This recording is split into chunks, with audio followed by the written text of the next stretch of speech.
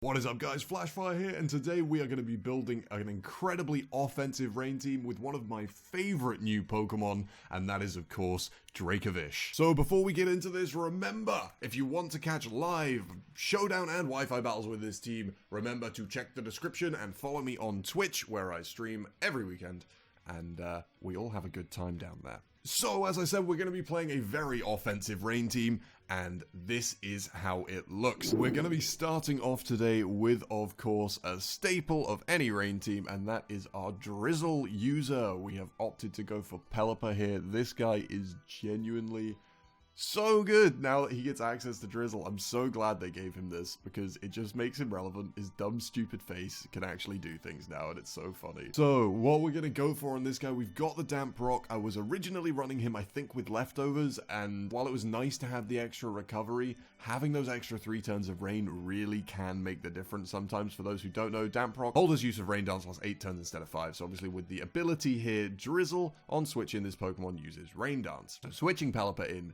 now means that there are 8 turns of rain, which is very important for how this team functions. So one of my favorite things about this guy now that he has Drizzle is that he is actually genuinely an offensive threat on his own without needing any offensive items especially. So we're going to be running Scald on this guy, and because of the rain, Scald's power is going to be boosted by 1.5 times, which means he's basically just got specs when he's using a water type move, which is awesome. Then we're going to be running Hurricane as well, which obviously in the rain has 100% accuracy instead of 70%. That chance to confuse and a 110 base power makes it an awfully powerful and scary offensive move. Then we're actually going to be running U-Turn on here. I feel like this is a very strong move. It gives you that little bit of momentum, and it can potentially get you free switches into our rain sweepers, which we're going to talk about in a minute. And then finally, we're just running Roost here. I don't really think there's anything else that this guy wants to use, and having the extra like ice type coverage doesn't really make a difference most of the time. So Roost on here, a little bit of extra recovery, and can potentially set us rain for an extra turn or two. Then for our Eevee Spread, as I said, this is a very offensive team. Realistically, Pelipper's not going to be taking any hits anytime soon, so we're actually just going to be running a max speed and max special attack investment. We want those Scalds and Hurricanes to be hitting as hard as possible, and often it will catch people out how much damage this guy does. So that's what we're going for here. This is our rainy boy. Of course, no rain team would be complete without a couple of Swift Swim users. So our first one here, I'm sure you've all guessed it already, is going to be Barracuda. I've got a Life Orb on this guy. You absolutely could run a Choice Band, but I've got something else in the back with the Choice Band, so we'll just have to wait and see what that is. But we've got a Life Orb on this guy. This thing hits unreasonably hard. He has a base 123 special attack as well as 136 speed with the Swift Swim, which just makes him stupid fast and deals stupid damage with the Life Orb. Obviously, Life Orb giving 1.3 times damage and dealing 10% damage to the user every time you use a move. So something that's awesome about Barracuda as well is that if Pelipper were to go down in an unfortunate turn of events, you would be able to set the rain for yourself by Dynamaxing and using a water type move, and then after that you're just really fast and scary and it's terrifying. Ideally he doesn't have to do that, of course, and we can save the Dynamax for something else, but that option is always there. So in terms of moves on this guy, we are of course going for Liquidation, which is going to be our main water type stab move. Honestly, most of the time this is what you're going to be clicking, unless you're up against maybe another water type, but even then, with the rain and the stat, I don't know. Liquidation's a really strong move. It also, of course, has that 20% chance to lower the target's defense, which is really good for things that want to switch into this. So the other 3 slots are obviously just going to be coverage moves. We've gone for Close Combat, Poison Jab, and Psychic Fangs. Psychic Fangs, of course, is able to hit Toxapex. It only does about 45% to physically defensive Toxapex, but if you can hit a Psychic Fang and then Dynamax and hit the max psychic move, you'll be able to take one out. So that's an option. We've got Poison Jab, obviously, for our fairy and grass types, and then finally Close Combat is able to hit all your pesky steel types, which is really good. Also gives us access to G-Max Knuckle if we do decide to Dynamax this guy, so we can get even more dangerous attacking stats, which is really cool. Then onto the Eevee Spread. I'm sure you can all guess this already, but we're going to be running max attack and max speed. We've actually gone for a Jolly Nature here, just so that when we're not in the rain, we can outspeed a couple of extra things, as well as being able to speed tie out least with opposing Barracuda in the rain. So the next part of our Swift Swim extravaganza is going to be something that I just didn't think it was going to be good, but you know what? It's actually terrifying. So we have right here Mantine. I don't know how to say it. This boy this boy. Right, he has base 80 special attack. Let's get this out of the way right now. That isn't very good. But we're going to be running a choice specs on him. And when you take that into consideration with how high the base power of the moves we're going to be using is, and the fact that they're going to be rain boosted, oh my god, he deals a lot of damage. So we're going to be running Swift Swim on here, of course, double the Pokemon speed in the rain. With the base 70 speed, that makes him very scary indeed. And then for moves, we are going to be going for Scald here. This is a nice, reliable water-type stab. We're then going to be going for Hurricane, which is a reliable flying-type stab. I believe this got Hurricane in this generation, and it's so good for it. Of course, as we've said already, Hurricane gets 100% accuracy in the rain. Combine that with the choice specs, and you are going to be churning out a ridiculous amount of damage.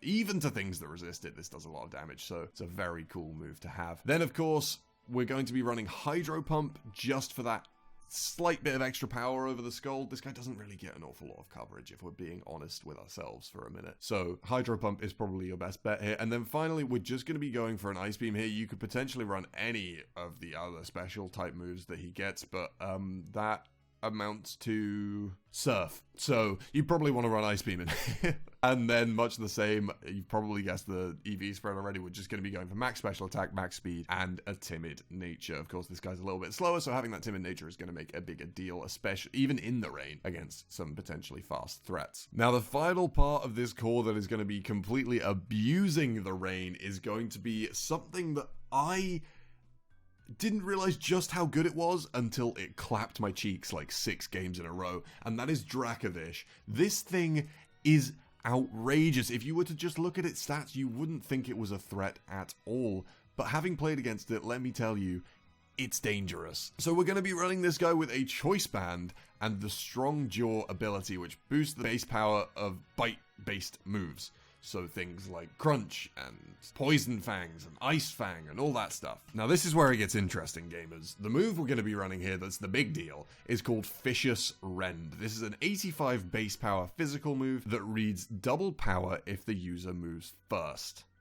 This means that if Dracovish goes first, he's using a 170 base power move that's boosted by Strong Jaw, that's boosted by the Choice Band, and that's boosted by the rain.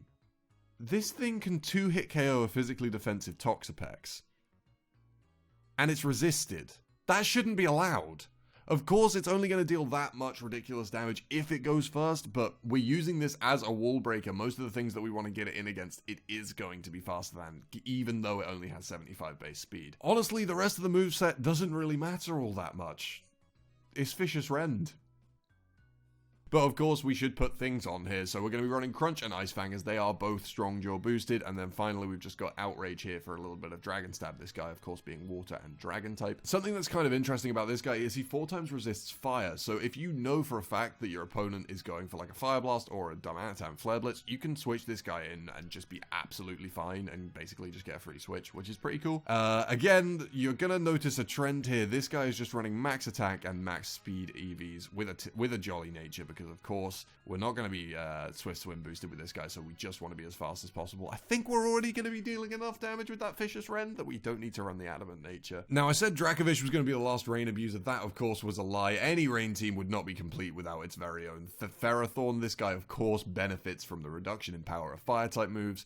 Basically makes him only regularly weak to them instead of 4 times weak, which is really cool. This guy, of course, will also be a fantastic switch. Into any electric type moves that our opponents decide to go for. Our team is, of course, incredibly weak to electricity. So having this Ferrothorn here is going to be really useful. The main thing off the top of my head that this will switch in really well to would be something like Toxtricity, as well as Rotom in all of its various forms, well, except for Heat, but most people don't run Heat, so should be fine. The moveset we're going to be going for here is pretty standard, I think. We're going to be going for the Leftovers, just for a little bit of extra recovery. This guy obviously doesn't get anything really reliable, and we're not going to be running Leech Seed, so then we are going to be running Leech Seed. That was a lie.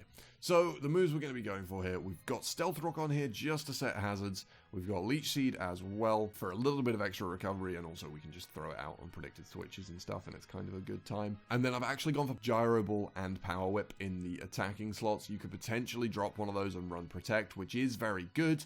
I just think having the 2 offensive moves here is going to be better. Especially, we don't want to drop Power Whip because we want to be able to, like, hit Rotom and stuff. And we don't really want to drop Gyro Ball either because it's such a valuable move. Then the Eevee Spread we're going to be running here, as I've said, we want to be able to switch this into things that use electric type moves. And those are generally specially offensive. So we're running max HP, max special defense investment. We've gone for a sassy nature, which is negative speed, so that Gyro Ball can hit a little bit harder. And obviously 0 speed IVs if you're counting. And then the final choice here, we're actually going to be running Aegislash. This thing, I think, is gonna... Well, the function of this guy is to basically be a spin blocker and also provide a little bit of coverage that we're missing out with on the rest of the team. As I said, this guy's going to be a spin blocker, so what we're actually going to do here is stick an air balloon on him. Yeah. So what I've found is that this guy is a really, really good check to Excadrill. If you think it's going to spin or use an EQ, you can switch him in, and a lot of Excadrill don't run rock-type moves, so won't be able... Well... It doesn't really matter if they're on rock-type moves, they can always hit you with an Iron Head. But the point I'm making is that you will be immune to both the Rapid Spin and the Earthquake on the turn that you switch in with the Air Balloon, and then while they're trying to break your Air Balloon and then hit you with an Earthquake, you can smack them with, for example, a Close Combat and then a Shadow Sneak, and you can murder them. Close Combat also has a chance to one-hit, so that's really cool. Also, really cool that this guy gets Close Combat now. Last time I used him, he only had Sacred Sword, so I'm a big fan. The moveset we're going to be going for... We're going to be running that Close Combat for that fighting type coverage, and then Shadow Sneak as well. I really like having priority on this guy. I ran him for a little bit without it, and I felt so, like, scared and terrified all the time. So having Shadow Sneak on there really does help out a lot. And then we're actually going to be running Shadow Ball on here. I know we could just go for a full physical set, but the special Shadow Ball... I find is a lot better than Shadow Claw, so that's what we're going for here. And then finally, we're going to have a look at the Eevee Spread. This is something that I'm kind of not entirely sold on. I'm not really sure what I'm doing with this, to be honest.